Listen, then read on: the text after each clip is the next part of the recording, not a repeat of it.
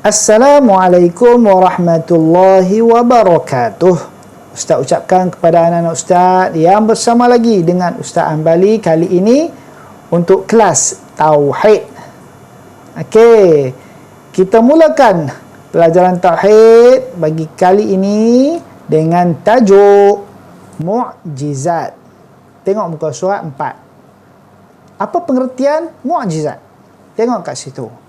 Erti mu'jizat dari segi bahasa, iaitu dari segi perkataan mukjizat itu sendiri, bila kita maksudkan biasanya dalam kamus, ialah perkara luar biasa yang menyebabkan lawan menjadi lemah.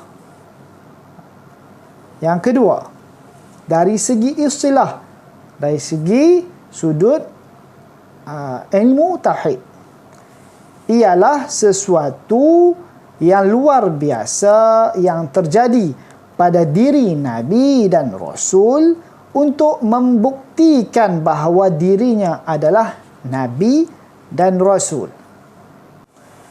Mukjizat yang berlaku kepada Nabi dan Rasul hanya untuk membela diri dan menjawab tentangan orang-orang kafir. Mukjizat ni benda yang luar biasa, yang di luar kemampuan manusia, yang mana berlaku hanya pada Nabi dan Rasul. Untuk apa? Untuk membela diri. Dan juga menjawab tentangan orang-orang kafir. Orang kafir ni, dia suka cabak ni. Jadi Allah bagi mukjizat, tunjuk bahawa ni kuasa Allah. Ia nak tunjukkan Allah tu maha berkuasa. Kamu tak boleh buat macam tu pun. Firman Allah Subhanahu wa taala dalam surah Asy-Syu'ara ayat 4. A'udzu billahi minasyaitonir rajim. Inna sya' nunazzil 'alaihim minas samaa'i ayatan fadhallat a'naquhum laha khadi'in. Artinya, jika kami mahu, nescaya kami turunkan kepada mereka mukjizat dari langit yang akan membuat tengkok mereka tunduk dengan rendah hati kepadanya. Itu dalil ataupun bukti kata Allah bagi mukjizat kepada Nabi, para Nabi, untuk menguatkan para Nabi dan Rasul dalam berdakwah. Tengok muka surat seterusnya. Pembahagian mukjizat. Mukjizat terbahagi kepada berapa? Mukjizat terbahagi kepada dua, iaitu yang pertama, mukjizat hissi. Mukjizat hissi. Yang kedua, mukjizat ma'nawi. Mukjizat ma'nawi. Tengok maksud dia. Yang sebelah kanan, mukjizat hissi ialah segala keajaiban yang dapat dilihat ataupun dapat dirasakan oleh panca indera. Panca indera maksud dia yang mana kita boleh tengok, yang mana kita boleh dengar, yang mana kita boleh pegang, boleh rasa. Itu maknanya benda yang fizikal, yang kita boleh nampak dan boleh rasa. Contoh, yang pertama, bulan terbelah dua. Ini mukjizat Nabi Muhammad sallallahu alaihi wasallam. Yang kedua, tidak terbakar di dalam api yang marak. Ini mukjizat Nabi Ibrahim. Yang ketiga, tongkat menjadi ular. Ini mukjizat Nabi Musa. Okey, benda-benda ni kita nampak. Bulan nampak terbelah. Lepas tu Nabi Ibrahim terbakar. Nampak Nabi Ibrahim terbakar? Tak terbakar. Tak terbakar dalam api. Yang ketiga, nampak ular. Tongkat tu bertukar jadi ular. Bahagian yang kedua, mukjizat ma'nawi. Mukjizat yang tidak boleh dilihat dengan panca indera, tetapi boleh diketahui dengan menggunakan kekuatan atau ketajaman akal fikiran. Ini guna pemikiran kita. Kita fikir benda ni macam mana, benda ni macam mana. Kita tak nampak dengan mata kepala kita. Contoh, Yang pertama, kitab suci Al-Quranul Karim. Yang kedua, peristiwa Isra' dan Mi'raj. Okey, ini contoh daripada mukjizat Nabi Muhammad sallallahu alaihi wasallam. Al-Quran datang, dalam tu kita kena fikir, kita kena fahami, dan kita akan dapat banyak mukjizat di dalamnya, banyak rahsia-rahsia. Yang kedua, Isra' Mi'raj ni benda yang kita tak nampak. Nabi yang cerita dengan kita, dan kita kena percaya. Kita sambung ke surat 6. Tujuan Allah Subhanahu wa taala mengurniakan mukjizat kepada para rasul adalah untuk, yang pertama, menunjukkan kekuasaan Allah Subhanahu wa taala. Yang kedua, membuktikan kebenaran risalah yang dibawa oleh rasul. Risalah ni maknanya ajaran, kitab yang mana yang diajarkan tu sebenarnya adalah benar. Yang ketiga, melemahkan pihak musuh. Biar pihak musuh nak berhujah macam ni, bila datangnya mukjizat, mereka akan jadi tersentak dan hilang point, hilang hujah nak melawan balik. Tapi tetap dengan tak percaya. Kalau percaya, alhamdulillah. Yang keempat, membenarkan kenabian dan kerasulan Nabi dan Rasul. Sama macam nombor 2 tadi, maksudnya membenarkan betul apa yang Nabi dan Rasul ni bawa. Yang kelima, menjawab soalan dan menyahut cabaran. Cabaran-cabaran yang dicabar oleh orang kafir, tunjukkanlah bukti, tunjuklah kata kamu ni betul. Ini cabaran. Yang keenam, memelihara kemuliaan para rasul dan menolong mereka. Allah hantar rasul, hantar nabi, Allah hantar juga bantuan. Mukjizat salah satunya untuk menjaga maruah dan menjaga kemuliaan rasul ni. Dengan adanya mukjizat, benda ni akan memberikan satu pandangan yang berbeza, pandangan yang lebih baik. Yang ketujuh, meyakinkan orang kafir akan kebenaran Islam dan mendorong mereka memeluk Islam. Yang ke-8, meyakinkan umat Islam sendiri akan kebenaran agama mereka. Ada orang yang sudah beragama Islam tapi masih was-was, masih tak yakin sepenuhnya bahawa agama ni betul. Ramai yang macam tu.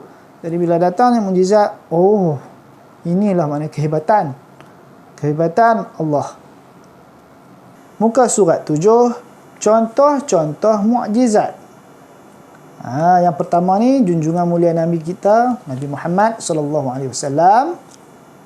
Antara mukjizat baginda ialah, yang pertama, Al-Quran merupakan mukjizat terbesar untuk panduan hidup manusia dan kekal sehingga hari kiamat.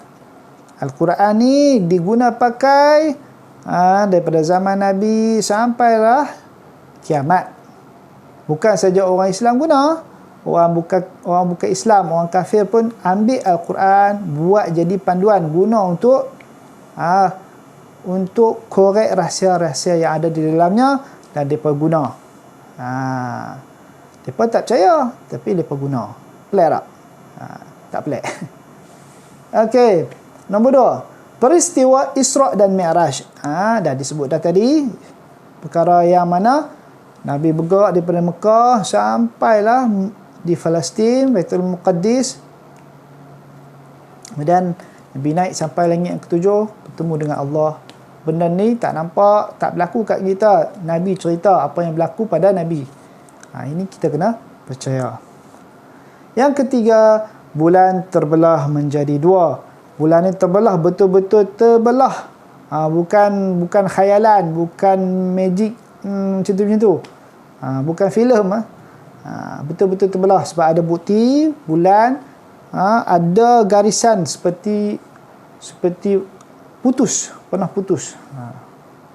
Nombor 4, pokok-pokok mengucapkan salam kepada Rasulullah. Pokok pun ucap salam. Kalau kamu cari-cari dah kisah dia, insya-Allah akan jumpa. Bukan saja pokok, binatang-binatang, unta, biawak, pernah bercakap dengan Nabi.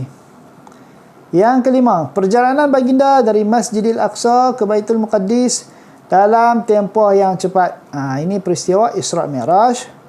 Yang ketujuh, mendoakan Ibnu Abbas menjadi orang yang fasih dalam agama Islam. Ibnu Abbas ni seorang budak zaman Nabi, dikira sahabat Nabi juga. Nabi doa kat dia jadi orang yang fasih dan orang yang pintar. Dan dia membesar menjadi orang yang antara perawi hadis Nabi, orang yang cerdik dan pintar bercakap-cakap. Yang keenam, makanan sedikit menjadi banyak dalam perang Khandaq. Perang Khandaq ni, panggil Khandaq ni maksudnya parit besar. Kat muka Nabi korek parit besar nak perang. Waktu tu makanan tak banyak, tapi sebab berkat mukjizat Nabi yang bagi makanan tersebut, seluruh orang yang berperang dapat makan. Dapat makan dengan cukup. Nabi Ibrahim alaihi salam, yang pertama, tidak terbakar di dalam api yang marak. Yang kedua, api bertukar menjadi sejuk. Ini mukjizatnya, dibakar oleh Raja Namrud. Api itu tak dapat membakar Nabi Ibrahim sebab Allah sejukkan api tersebut. Kemudian Nabi Musa AS, tongkat menjadi ular. Ini kisah lawan dengan Fir'aun lah, tukang sihir dia tu. Yang kedua, dapat membelah Laut Merah. Laut Merah, laut terbelah menjadi dua. Dapat melintas, kemudian laut tersebut bercantum semula. Nabi Daud AS, yang pertama, memiliki suara yang merdu, antara Nabi Rasul yang mempunyai suara yang sedap. Yang kedua, mengalahkan Jalut dengan seketul batu. Jalut ni Nabi Daud pergi perang sekali. Jalut ni besar, dikatakan besar, kuat, tetapi Nabi Daud baling dengan lastik, tak silapnya, baling lastik batu tu kena kepala Jalut, putus kepala Jalut. Yang ketiga, ketika Nabi Daud memegang besi, maka besi itu menjadi lembut seperti kertas.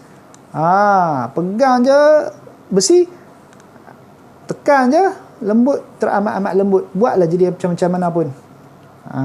Yang keempat, diturunkan kitab Zabur kepadanya. Salah satu kitab daripada langit, daripada Allah, turun kepada Nabi Daud, iaitu kitab Zabur. Seterusnya, Nabi Yusuf AS memiliki wajah yang sangat tampan, antara Nabi yang sangat handsome. Yang kedua, beliau ialah ahli dalam mentafsirkan mimpi. Semenjak kecil, Nabi Yusuf dikurniai kelebihan dan keajaiban oleh Allah Subhanahu Wa Taala. Mimpi-mimpi beliau selalu memiliki makna. Ilmu tafsir mimpi, maksudnya terjemah mimpi ni apa maksud dia.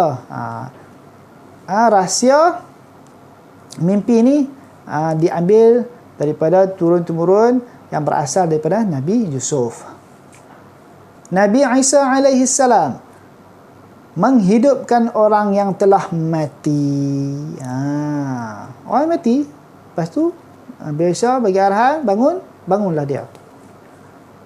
Berkata-kata ketika masih bayi, masa baru lahir, duduk di pangkuan Siti Maryam, dia bercakap, dia beritahu nama dia, dan dia beritahu siapa dia ibu dia, siapa Tuhan dia. Okey. Yang ketiga, membuat burung dari tanah dan dihidupkan dengan izin Allah Subhanahu Wa Taala. Buat di tanah bentuk burung, lepas tu terbang jadi burung. Menyembuhkan orang yang buta sehingga dapat melihat semula. Menyembuhkan orang sakit sopak. Sakit sopak ni sakit kulit. Sakit sopak ni agak teruk lah. Teruk. Diangkat ke langit dan masih hidup sehingga sekarang. Diangkat, Allah angkat. Dalam percubaan, orang Yahudi nak bunuh dia, nak bunuh Nabi Isa, Allah angkat, dan masih ada lagi sekarang di syurga, di langit yang ke berapa, Ustaz lupa dah. Menunggu masa untuk turun ke ke bumi. Okey. Nabi Sulaiman alaihissalam mampu berkata-kata dengan binatang dan jin. Faham bahasa-bahasa jin, bahasa binatang ni. Mempunyai kekuasaan dan kekayaan yang luar biasa. Apa-apa saja semuanya jadi hak milik Nabi Sulaiman. Allah bagi kekayaan tersebut. Yang keempat, memerintahkan jin-jin membangunkan istana dan benteng-benteng. Buat istana besar-besar, buat benteng-benteng, tembok-tembok keliling. Memahami bahasa binatang sama tadi, boleh bergerak dengan pantas. Ketika Nabi Sulaiman AS meninggal dunia, seluruh jin-jin melakukan pekerjaan tanpa menyedari bahawa Nabi Sulaiman meninggal dunia. Mereka menyedarinya setelah mendapati tongkat Nabi Sulaiman reput dimakan anai-anai. Tahu tak anai-anai? Macam semut warna putih tu. Dia suka makan. Dia duduk dalam tanah, dia suka makan dengan kayu-kayu. Rumah kayu ke apa, kalau ada anai-anai, reput, boleh runtuh. Tongkat Nabi Sulaiman tu, Nabi Sulaiman pegang tongkat tu, Allah wafatkan Nabi Sulaiman semasa ketika duduk tengok jin-jin tu buat kerja. Tapi mata tak tutup, duduk tengok mereka. Ada kata 30 tahun, ada yang kata 300 tahun. Baru nak reput tongkat tu. Jin punya takut sampai tak berani nak berhenti buat kerja. Tu kelebihan yang Allah bagi. Nabi Nuh alaihissalam merupakan seorang Nabi yang mahir dalam pembuatan kapal. Malaikat mai turun bagi tahu Nabi Nuh suruh ambil sejenis kayu, buat bahtera, buat kapal besar, nak diisikan binatang-binatang. Berlaku banjir besar yang diturunkan oleh Allah kepada kaum yang ingkar. Buat kapal sebab apa? Sebab Allah nak turunkan banjir besar, seluruh dunia kena banjir. Yang selamat duduk dalam kapal itu saja. Umur yang panjang. Ada kata umur Nabi Nuh ialah sepanjang 950 tahun. Lebih juga lah. 950 tahun. Tak 1000 tahun. Nabi Soleh mengeluarkan unta dari celah batu. Allah bagi keluar unta daripada celah batu. Keluar. Tak ada mak, tak ada ayah. Tiba-tiba Allah keluarkan seekor unta daripada batu. Siapa boleh buat kan? Nabi Yunus selamat keluar dari perut ikan nun. Ada yang kata ikan nun ni ikan paus lah. Ikan paus besar. Telan dengan Nabi Yunus. Nabi Yunus duduk perut tu agak lama jugalah. Kemudian ikan nun tu luahkan balik Nabi Yunus apabila sampai masa yang telah ditetapkan. Okey, kita dah habis baca. Ni contoh-contoh mukjizat para rasul Nabi kita. Ustaz tak boleh nak baca dan cerita detail, terperinci sangat. Kamu kena cari buku berkaitan dengan cerita pasal Nabi, baca. InsyaAllah kamu akan lebih faham. Ataupun kamu boleh cari daripada internet dan fahamkan daripada bacaan-bacaan tersebut. Okey, harap semua dapat faham dan dapat menghayati mukjizat Nabi dan para rasul ini. InsyaAllah akan memberikan kita kekuatan sebagai umat Islam. Setakat itu dahulu. Assalamualaikum warahmatullahi wabarakatuh.